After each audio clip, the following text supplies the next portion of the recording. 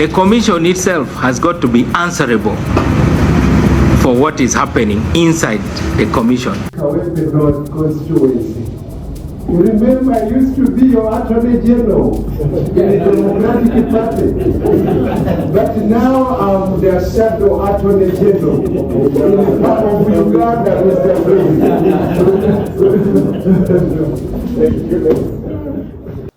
Tempers flare during high-stakes session of the Parliamentary Committee on Legal and Parliamentary Affairs as Kawempe North Member of Parliament, Elias Luyimbazi in Nalukoola engaged in a fiery confrontation with the Minister of Justice and Constitutional Affairs, Norbert.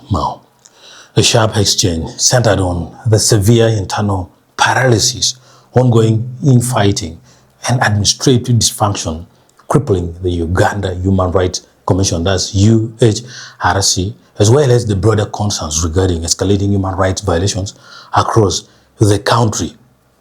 The encounter carried heavy political undertones, making a tense public face-off between two former close allies. MP Nalukoola previously served as the long-time chief legal advisor for the Democratic Party DP under Mao's presidency. However, Nalukoola famously severed ties with the party, resigning in protest of after Mao signed a controversial political cooperation agreement with President Yoweri Museveni's ruling National Resistance Movement, that's NRM. Nalukoola subsequently aligned with the primary opposition party, the National Unity Platform, under whose banner he successfully joined the parliament.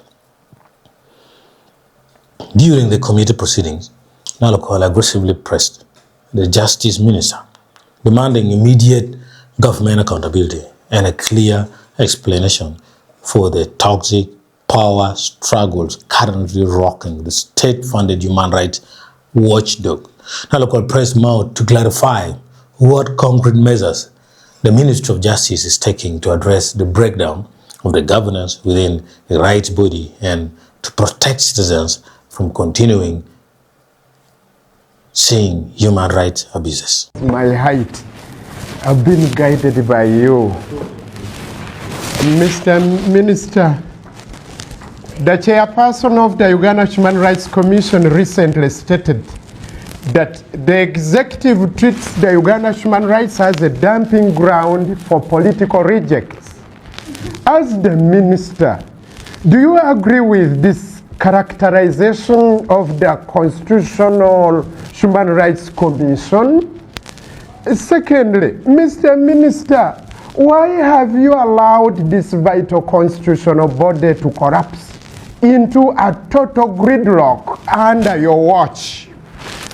Mr. Minister, while the Uganda Human Rights Commission remains completely paralyzed by the internal fighting, state torture, illegal detention, among others arising, Mr.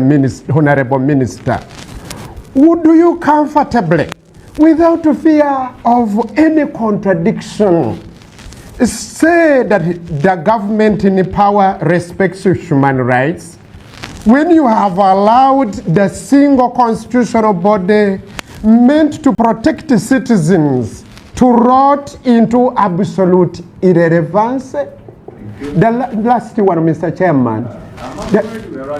It's 1 second, Mr. Chairman. He has he has advocated for fair hearing to security organs, among others. But recently, when one of the lawyers of Dr. Chiza Besige sounded that he intended to serve the CDF with summons to defend himself in respect of human rights violations, a few moments later, that lawyer was kidnapped, taken to basement, was held incommunicado and tortured. Later on, he was presented in court after that torture. So I've been following, Mr. Chairman. I've been watching the news. Yes, I've been. Thank you, Mr. Chairman.